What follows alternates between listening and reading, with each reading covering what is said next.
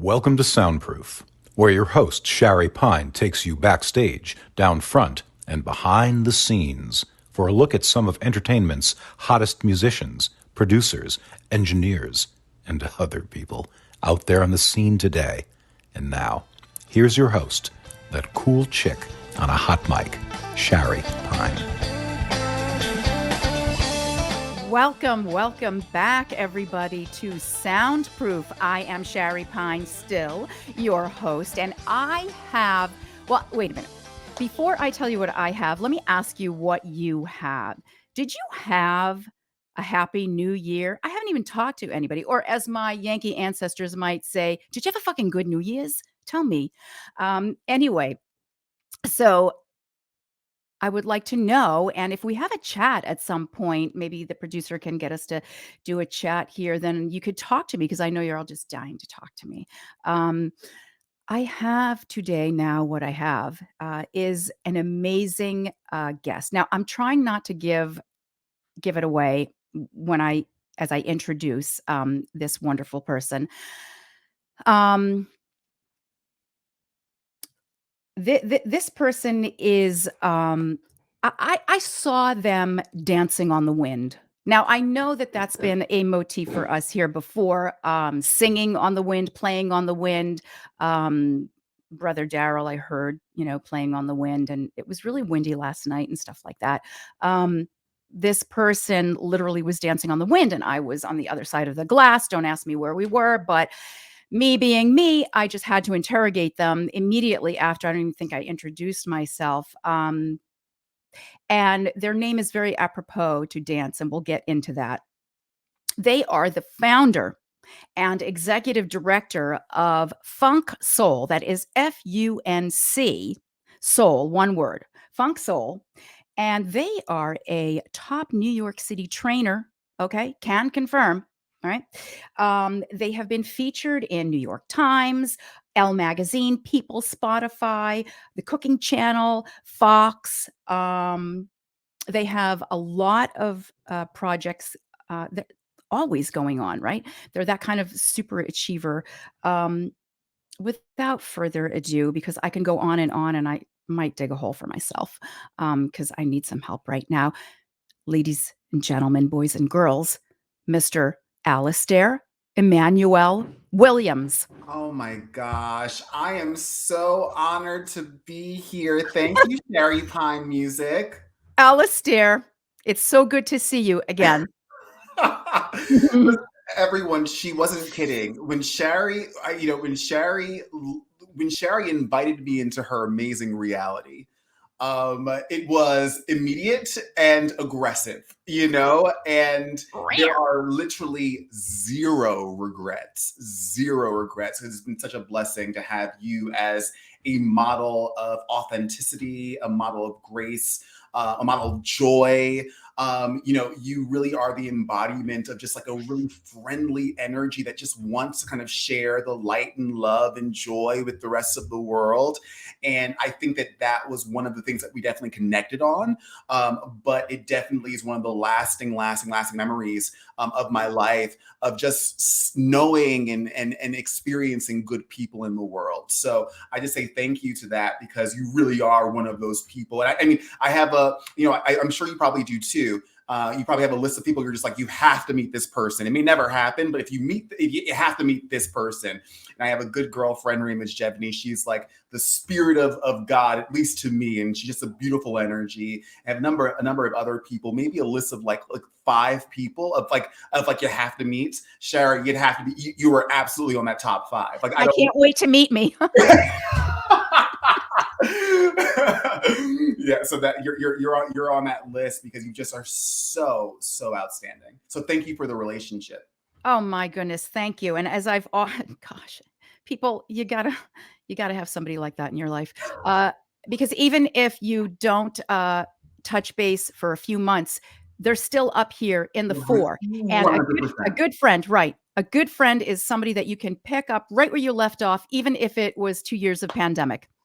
Well, Shari, you like, it was so interesting because you reached out to me. You're like, hey, I'm doing this podcast. You want to do it? And I was just like, is like it didn't feel, my relationship with you or my love of you is just so real, where it didn't feel like that was a question. You know what I'm saying? It was more like you could have been to me, like you could have said to me via message, Alistair, like I need you on Monday or I need you on Tuesday at this time or whatever day it is, you know, and let's do it. And I'd be like, oh yeah, of course, it's Shari. Like, what are you talking about? Well, I didn't want to be presumptuous. And I don't want to forget, you mentioned God and you mentioned Alistair, your name. And I want to kick off, I want to save the best for last. God. Is that awful of me Not to at save the all. best Not for at all. last? I know where you're going though. Yeah, I can know. But and I know that, I know that you're down with that. Everybody, Alistair knows. But your name, let's start from the beginning. Let's talk about how you got your name, Alistair. Let's talk about your dancing. Let's talk about your training. Let's talk about, guys, we've sung together on a show or two. Let's talk about all of it. And maybe let's not save God for last. Let's just throw him in and out of all of this. Ready and go. Well, first, can I just start by apologizing to you, Shari, about one of the shows that we did. And I know that you remember this show. So everyone listening, I have a quick story. I won't stay here long. Oh, no. But it was me and Shari. We were Shari graciously, the amazing voice, this superstar talent, Shari, you know, who had never really heard me sing until rehearsals. You know, she invited me to sing in this show in New York. It was a big deal. But I come from a musical theater background, and so did my girlfriend, who was singing with us at the time. I got a friend of mine, and the funny thing is that, you know, we had a rehearsal maybe 2 or 3 days beforehand. Great rehearsal, great vibe. We got to New York. We were there to perform, and then Shari's like, "Oh yeah, where's your lyrics, y'all?" Because in my brain, also in my friend's brain, we had never even thought about bringing the lyrics on stage with us. We never even thought about that, you know, because as a performer, especially, you're supposed to be off book, you know, for stage time. But we should have brought the lyrics with us, because literally my brain was going, Shari singing one song, I'm singing the backup for another song, and all I'm doing is just saying, God, please let me just unify this as much as humanly possible with Shari. And I have felt horrible ever since, because again, I'm not just singing with with myself. I'm singing with the Shari in New York, you know. And again, I just wanted to say thank you so much for that opportunity. I'm sure you probably couldn't care less now, but at that moment it was very, very real. I feel so bad all these years later. Oh man, no, it was great. You killed it. It was great. And actually, lyrics on the stage, you know, you're right. Sometimes they have them and sometimes they don't, but whatever. It was just like a fun night. Who gives a stinking, you know? You killed it. You Good. really killed it. No, it was good. It was good. And, you know, about you, let's go on. Okay, so how did you get your name, Alistair? Sorry, everyone. This is me and Shari catching up, and I apologize because y'all gonna have to stick with it. We're gonna, yeah. My name came from my father. My father is Jamaican, and I'm assuming, this is my assumption, that when the British colonized Jamaica, there were all of these English names going around, and my father happened to love Alistair. And Alistair means, and there are two definitions that I have found over the course of my life. It means great protector of the world or defender of men. Yeah, and that came from my father, and then my mother, I believe, my father named me Emmanuel, which means God is with us. And the one thing that my mother would say to me all of the time, typically before I was leaving to go to a club, y'all, but she would say to me all of the time, remember who you are, remember your name. Oh, I love her. Can we get her on? I'm sure she'd be down. You know, remember who you are, remember your name. And she would, and literally, she said it was like a mantra in the house. So there's a part of me that really identifies with the ability to serve other people, to help other people, to support other people. And I think that definitely is in alignment with my name. And of course, you know me well with how deeply spiritual I am. So Emmanuel, being God is with us. That's very, very real for me. So I'm just grateful for my name. I'm grateful for, and this is actually my birth name. So I actually have a spiritual name that I've named myself as well. And I just love both of them so much. So it's just they did, my mom and dad did a great job. We can see, and they're all going to see very soon. Wait a minute. So let me ask you, I thought once upon a time, we talked about how your mom, how you danced like Fred Astaire. And so Alistair, nothing to do with that. I thought it was. It's typically, if people are asking me, now that could have been the story. That could have been the story I told you then. I have no idea. But right. Because I was interrogating you and you didn't know who the hell I was. So, okay. So that could have been a story. But I typically tell people Fred Astaire because it's just an easy way for them to understand Alistair. And then with my dance background, it's like, yeah, like Fred Astaire. Like I like the dance of Fred Astaire. Exactly. So tell us about your dance background from the get-go, from the start, everything. Ready? So I would say that my dancing began, I'm sure, someplace in church, like through liturgical dancing or something, right? I can't pinpoint it specifically because my relationship with church and ministry is it's so pure to my soul, so that anything that everything just felt like one big, spiritual experience at that time. But I think that I got serious about the whole dance world when I got into musical theater around like my freshman year of high school. So I started off dancing very, very late. Actually, I started dancing so late that I was actually in a ballet class with like 8-year-olds and I was 16. Yeah. So that takes a lot of character. That's a lot of humility right there. And you really do exude humility. Oh, Shari, that's one of my tell us about them little bitches. Well, it's so great. So listen, humility for me is I'm looking at my core values on the wall over here. So I have 3 like primary core values: grace, growth, and gratitude. Like that's my foundation. That's the aim. That's my North Star. Grace, the ability to allow people to exist and to allow the world to exist and to allow myself to exist as I am, Gratitude, just being grateful for every small thing because every small thing has the infinite in it, right? And then grace, growth, and then growth, just the advancement of myself, working on myself, dealing with myself, growing myself. That's growth. But I also have like 3 like secondary core values, and they rotate according to where I am in my life. But one of them is humility. And Shari, that has been the hardest one, because for me, I, as you know, I'm a very, very friendly person. I'm a very, very nice person. I'm personable. Like I want to talk to everyone in the room, right? But you're a leader. But I'm a leader, and thank you for that's it. It is so hard when you have been living, or when I have been living at that level of leadership, to be like, I have to come down off of this. You know what I'm saying? I have to come off of this pedestal, because at a certain point in my life, I always thought leadership was being in charge and being the top. But now my definition of leadership is service. Now my definition of leadership is the service of us, the service of community, the service of our goals and our dreams, by using my life as the ministry. So it's just interesting that you used humility in conversation, because it has nothing to do with this story about the ballet class. But I guess we can make it part. We can tie it in. On some level, I think that it did require a lot of humility. And I think in hindsight, and thank you for saying it, so I'm processing this out loud for the first time.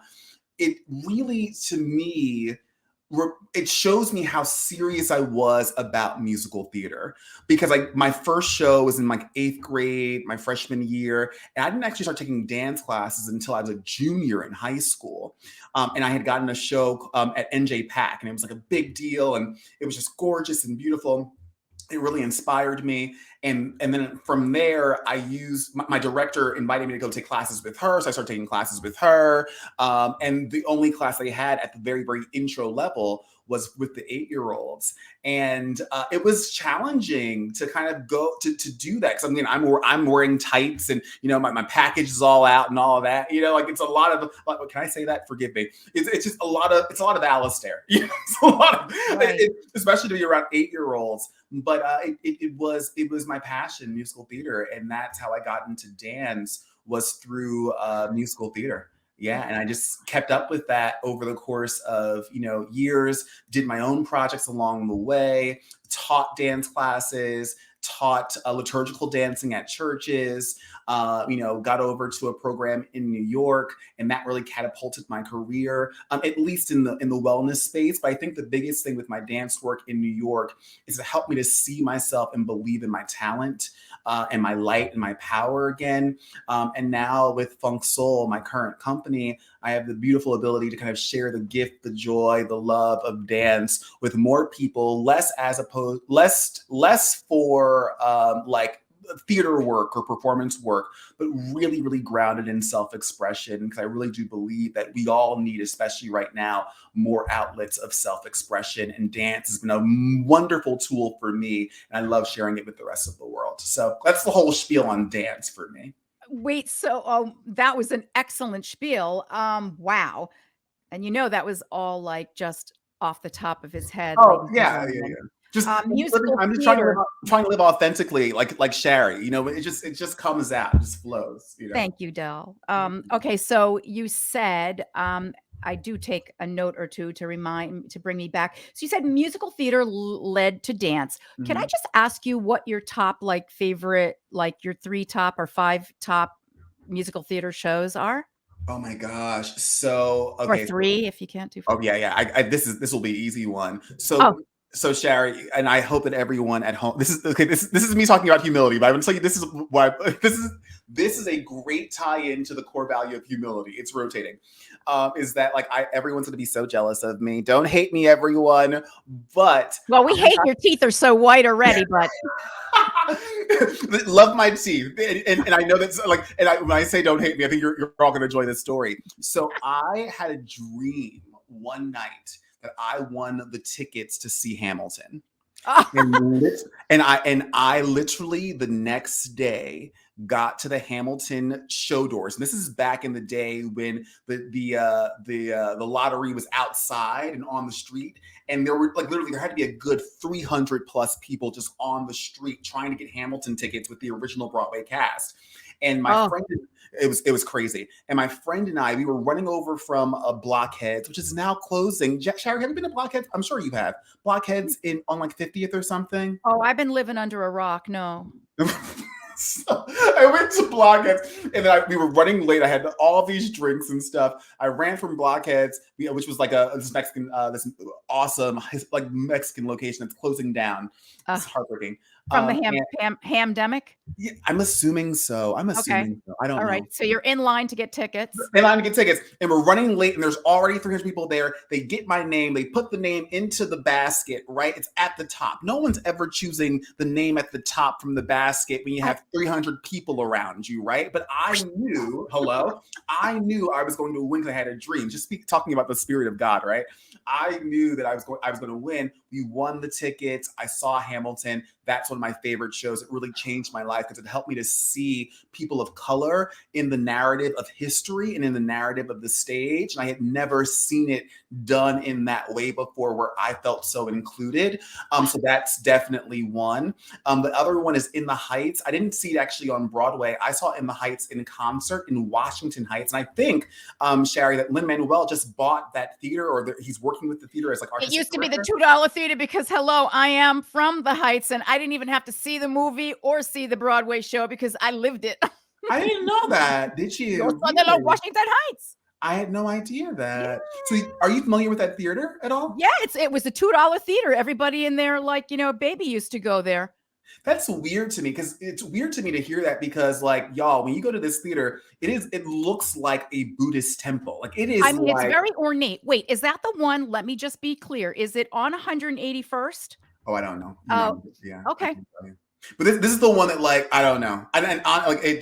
Just walking in, it was pretty flabbergasting to walk into, this gorgeous, massive temple, in the middle of I don't want to say it was nowhere, but it wasn't in the theater district. You know what I'm saying? So Of course. So maybe it was on St. Nick because Harlem and Washington Heights and Morningside Heights and all of that, that had like everything. That was like the country compared to wow, 72nd Street. And so they built out there. really? Yeah. So he just bought that theater. Oh, and I'm like, so tell me more about what you know about Washington Heights, Shari. Like, that's what my brain was doing. I know plátanos maduros. That's what I know. Hello, my favorite. So I saw In the Heights there, and it was way after the show had actually it was already off Broadway at that time, and it was like a pep rally for like the Latino community, and literally there was every kind of flag, and it was just turned up. I cried probably the first half of the show because it was just so beautiful to see that this Latino community is being represented in such a massive way. It was almost like Lin-Manuel was the people's champ, and he was going out and they were all cheering on for representing them. It was very, very powerful and beautiful. So I saw that. And then my last show would be Once on This Island, which was the show that I did at NJPAC. And that won a lot of awards, didn't it? Yeah, Once on This Island. Wait, so you performed that at NJPAC? NJPAC, yeah. Tell us about that. It was it was a full circle moment, Shari, because I remember years before, and I was like, I would say like 8 or 9, and my mom was buying Christmas presents for the family. And NJPAC, I'm assuming it just opened at that time, so she was going to buy gift certificates for them to attend and see a show. Nice. And I remember us driving into this new, like, brandy new, gorgeous theater with it's at the time. NJPAC was like the 6th largest performing arts center in all of the country. I don't know if it is now, or 5 or 6. So it was just gorgeous. I remember just driving in, just being so blown away by it. And, it was so beautiful to have that moment. And it was a very, very specific moment. I literally can still see it in my head now. But it was a full circle, beautiful moment where I then got to perform in a lead role at this location, NJPAC, Once on This Island. And it was just one of those experiences that if I didn't believe in God before, I definitely believed in him right then and there, because it was just a beautiful full circle moment. I love how we're like sort of praising the Lord in and out of this story here. Wait, so that's like that's considered regional theater, or what is that? It's like community. No, that's huge. Regional theater is like huge. Yeah. So that was a youth group that had a residency at NJPAC. So it was like community theater, but it felt very regional because it's at NJPAC, so it was really cool. Of course. Once on This Island, that won a lot of awards. Really good. Okay, so can I all right. I want to talk about church and your Prodigal, church, project, if you don't mind. But I also want to talk about the training, because you're a motivational speaker, you're a motivational trainer. We've heard that you are motivational everything, lifting people up, et cetera, et cetera. Talk about, please, if you would, the training, the personal training, the bodybuilding, the incorporating your movement and fitness into that area of it's weird, Shari. Like it's so, I wish I could say that it was all conscious. It really wasn't. Like a lot of it was just me. So basically you were unconscious while you were training people? The whole way of getting into it was just like I was blessed, truly, truly blessed, to be featured in the New York Times as one of the top trainers. Like, I can't tell you what that was. That was just literally me having a wonderful, supportive community who was able to kind of get me there, as well as just living, in as much of my truth as I was conscious of at that time. And dance just became the vehicle for me to help people, in their self-care. And that's what dance really, really is. And that's the type of trainer that I am. You're such a good dancer. I mean, let's just pause for a moment. People, I have seen him dance. Thank I have you. seen him dance. I've seen him dance live. I've seen him dance on social media. I Thank have seen him you. dance live.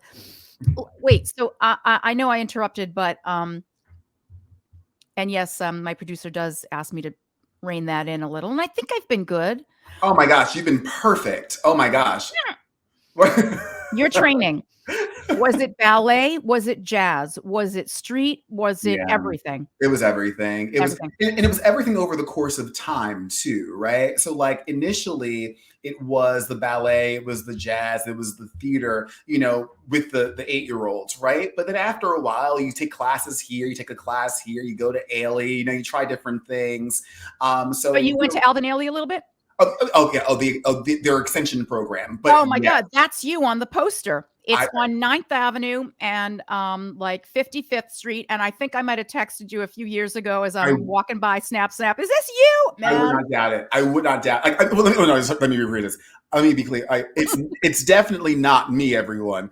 But that's the power of representation. Is that like I got to see myself. I got to see other dancers at Ailey who looked like me and gave me so much inspiration in life and joy. So Whoa. I mean, it's been a little bit of everything over the course of my life, but my dance career at least. But really, it's in hindsight, it's always been grounded in self-care. It's always been grounded in self-expression, as opposed to technique. But for me, I didn't know that until much, much later. But your form is so classic. It's so on, like whatever you're like, when you would break down the Beyonce video, you had a show or you had a space or something where you were breaking down the latest videos of songs of like top stars like Beyonce and Lizzo or whoever, and you would have a class that was dancing, like you're a choreographer.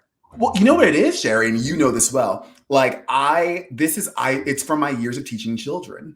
Like everything, and I'll never forget, Shari. You were I think we went to like your kid's school for something, and like it wasn't for you. I was going there to teach a dance class or something, and we just like crossed paths. We were like, "Oh my gosh, what are you doing here?" It was like a while back. I want to say it was for Purim, actually, if I have it correctly. I don't remember. I could be making all of this up, but no, but I was at this school. I was at this school, and literally those experiences for me working with kids, and I think during that entire time that you knew me, I was really working with kids at the time.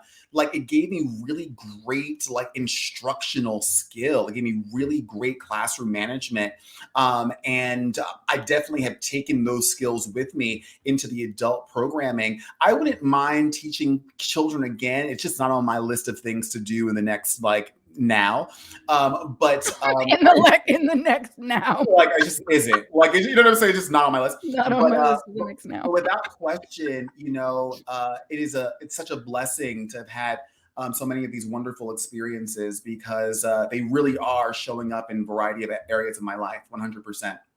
Let's talk about Prodigal Church. Ooh. Now we're speaking my language. We're speaking the language of the present moment. Actually, this whole conversation. Do you need a costume change or? Wait. Shari, you have to have me back on your show. I'm just going to ask you that just in advance. No, it doesn't have to be soon. Okay. But like, we should have like a whole, like you and me just gab about anything. Yeah. Not about me. But okay, all that being said. So I was called to the ministry around my freshman year of high school. And the best way of explaining to you what being called to the ministry feels like is that being called to the ministry feels like a mosquito is chasing you and is desperate to be your friend. And that mosquito will not go away for 20 years. And that's honestly what it feels like having a calling. It's like, please, dear God, don't bite me, don't bite me, don't bite me, don't bite me. I don't want to deal with it. I don't want to be in ministry. I just want to be Alistair. And of course, this mosquito is like, I'm going to chase you until you actually acknowledge me. And, I knew the calling in my freshman year of high school. It just feels so wonderful that calling is the foundation for funk soul Soul. And the whole purpose of Funk Soul is to help folks improve their quality of life through the modalities of self-care, self-improvement, self-expression, and spirituality. Additionally, it really, really is grounded in community. So in some regard, although this is not by any means the traditional church experience that I thought I would be, like I thought, like my mom's a pastor, so I always thought I would have the traditional experience with the, a pastor, pastoring with the church and the stained glass windows. But, again, just tying back into that spirit of authenticity, my authentic, ministry and my authentic church is really grounded in helping people to lead themselves, helping people to create their own identities, helping people to self-evolve, helping people to be the best version of themselves that they see themselves to be. And I think that so many of us know that, like, it's just, it's there's not a lot of people supporting that kind of energy. There are lots of naysayers, lots of critics, lots of judgmental folks, and just the same. And having been one of those people at various areas of my life, I totally get it. But now with my ministry, I just want to be a space where I and my community can say, we believe in you. It's not a no for us. It's like, how do we figure out what your vision is? How do we help you figure it out? How do we support you? How do we push you so that you can really, really thrive in this dream of yours? And that's what I call and consider, the Prodigal Church. It's the church that's returning back to love, to support you, to love you in just being you. And that's my definition of it. Oh, you heard it here, folks. That's his story, and he's sticking to it. Wait, so it's your Prodigal Church is in here? It's in here. Yes, Shari. My definition of church is that every single one of us individually is the church, because we all got to represent. Okay. We all manifest, we all hold the spirit of life. And for me, the spirit of life is the closest thing that we will ever know of what God is, right? Like that's the only thing, like life in its purest form. Now, there probably is even a larger version of God that we don't even have any clear understanding about, but life is the one practical thing that we all know. And I believe that to me is God. And because we all hold the spirit of life, we're all manifestations of God, which means that our bodies are physically the literal temples of God, right? And at the end of the day, that makes you a church, that makes me a church. And we have the ability to create impactful experiences, inspirational experiences solely through the ministry of our lives. And my desire, and I put this, and if you all go to my website or go to Funk Soul on Instagram at Funk Soul, FUNCSOUL, you'll be able to see the lookbook where it really kind of just lists firsthand. You can see it's not about you following me. It truly, truly isn't. It's about you leading yourself and me cheering you on, and me leading myself and you cheering me on. You have always been a cheerleader. You've been a leader, and you've always been a cheerleader, which has always attracted me to you. Leaders tend to create leaders, not followers. Right. And okay, so I want to ask you, so our church is in here, or our Spirit of God is in here, and wherever we go, we represent. Do you also have a physical space where people can come and get all of this? Well, don't you just the coolest thing about this process, Shari, is that my physical space is, listen to this. Well, let me actually, I'm amping this up. Let me not amp it up. The physical space is the virtual world. How much more spiritual can we get? Oh my gosh, here we go. Right. Hello? We are reaching towards the heavens, literally. Hello? Like our consciousness. I can't believe I just said that, like where your physical space would be, because I was thinking of studio, because like you have been all over every studio in New York City doing your thing. Okay, so but now, all right, I forgot pandemic, because like for me, there is no pandemic, because I am just like completely entrusting in him. So okay, the virtual reality is our space now. Yes. And what if somebody wants to touch you? Yes. So that great question. So at the end, where can we touch you? Where can we touch? Everyone, please touch me. Give your address. At the end of each semester, we have a big festival. festival. Okay. And the big festival is the Prodigal Church, experience. And that's where it's going to be a platform for like everyone. If you want to do a TED Talk, do a TED Talk. If you want to do a dance performance, do a dance performance. There'll be an open mic and an open house, and I'll be speaking and I'll be teaching. And essentially it's the idea of like, we have been in the virtual reality space for, let's say, 4, 5, 6 months. This is our big dance recital. This is our big church service. This is our big come to Jesus. This is the opportunity where we all plug in with each other. So that's coming in June. And the beautiful thing with the Prodigal Church, and I'll wrap up here, the beautiful thing with the Prodigal Church is that we're doing our first church service in June, which is Pride Month. And that is our statement to the LGBTQIA plus community that they are very, very much a part of the church, and bring them back into the fold. Because of course, actually, that's not even true at all. The real truth is that we're bringing everyone, the LGBTQ community and anyone who may feel excluded, as well as the church, back to the space of love, back to the space of home, back to the space of a shared common and good. And it has nothing to do with even just the Pride Month. It's just the opportunity of using Pride Month as an opportunity for unity of everybody. So that's what that is. Wait, so hold on a second. I heard something very interesting. So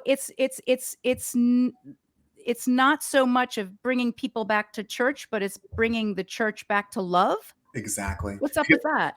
Well, thank you, Shari. You were asking wonderful questions of a person that I would think is like plugged in, like to their source. And I just want to acknowledge that, because doing these interviews, you get a lot of cookie cutter questions, but you're asking questions that speak my language spiritually. And so I'm just grateful for that. Language. Thank you. So the question was, so again, if we are the embodiments, if our bodies are the temples that hold the spirit of life in God, making us individually the church, right?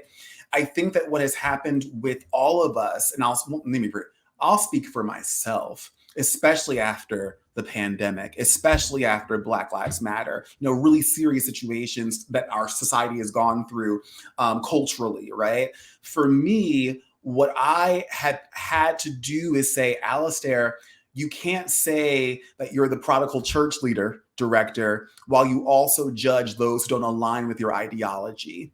And that's what I'm saying. It's time for me, as the church of God, to return back home to a space of love, empathy, understanding, unity. That's my job individually. Doesn't have to. I'm not talking about a collective church. I'm not talking about I'm talking about an individual person who is saying, I represent, the Spirit of God. And because I represent it, I really, really, really want to return back to home, to the good of our community, the good of our humanity, the good of our souls. And that's the returning back home. So would this be correct? Alistair brings, quote, his church back to the Spirit of God? I would say no, I wouldn't say that. Only because, let me also say this. I have no idea. That's good, because it was going to be my title. No.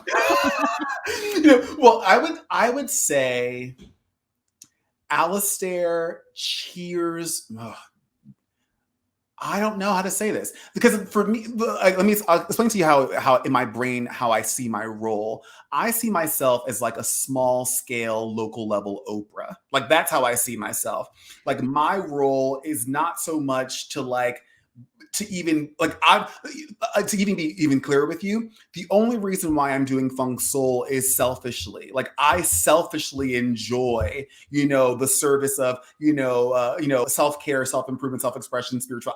I'm doing it selfishly for myself, right? So it's not, and it just so happens that my selfishness actually is in service to others, right? So I don't want people to follow me and as the gospel or as the church. I want to encourage people to follow themselves. You want to give them the tools. Exactly. Right. And then you invite me to your church service, invite me to your Funk Soul, invite me to your Prodigal Church. I'll invite you to mine. And that's the end goal, Shari, across the board, is to help everyone do the exact same thing that I'm doing, whether big like I'm doing or small like I'm doing. I think that we all have the opportunity of being a church for our community, because our church is going to be very, very unique for us. Like, mine is self-care, self-improvement, self-expression, spirituality, and community. Yours is music, right? I would love to be a member of let me rephrase this. I am so grateful to be a member of the Church of Shari because I very much feel alive. I feel God when you write your music, when you record your music. I feel it coming through your authenticity. So again, it's don't follow me, don't follow Shari. Go to her church, come to my church, but start a church of your own because you truly, truly are the body of God. You are really the temple that holds the body of God in life. So if that makes sense. Get an amen. You're preaching. Well, guys, there's nowhere to go now but down because he's brought us all the way up. I'm going to thank you and God bless you for coming. Will you be my Oprah? I won't be. Listen, I will not be your Oprah. I will be Oprah for myself. And if that blesses you, then 100%. 100%. Well, we want to thank you. I know viewers are going to just be knocked out by this and they're going to be hungry for more. Alistair Emmanuel Williams, ladies and gentlemen. And I look forward to speaking to you again. And I want to thank you for just being so open and loving. Anytime. And all right, we will see you very soon, Alistair. Yay. Thank you. Thank you, Shari Pine Music. Love it, love it, love it. Oh, Shari, I was singing your song recently. I don't know what song it was, but it was a song that you just came up with. It was so catchy. It was the most recent one. I think it was like our Alone Together. Alone Together. That was it. Yeah. We're going to have to talk about that. Let's go talk about that. Sorry, guys. We'll see you later. Come, Alistair.